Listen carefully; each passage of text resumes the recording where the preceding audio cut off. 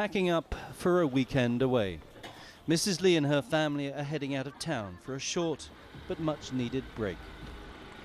After a 2-hour drive, they arrive at their destination, Jackson Hole, a gated community in Hebei to the north of Beijing. For the family, it's a chance to enjoy the outdoors. I really like the natural atmosphere as what we saw outside.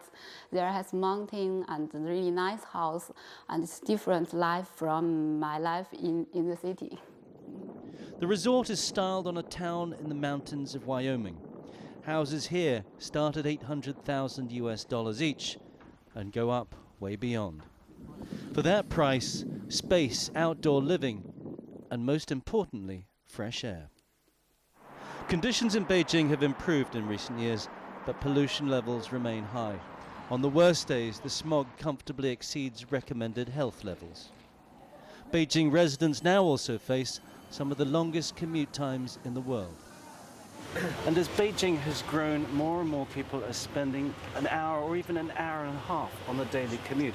That's a very significant part of their day consumed by the journey to and from the workplace. But even that doesn't deter millions of people from moving to the capital. Hao Jingfeng, or Jennifer, has lived here since she left college. Now married, she and her husband have to share an apartment with a friend to help share the rent. It's a squeeze. Yeah, we often do things together, but if two people are in the kitchen, I have to move. And every 12 months they have to move. Property prices rise so quickly, landlords won't give them a long lease.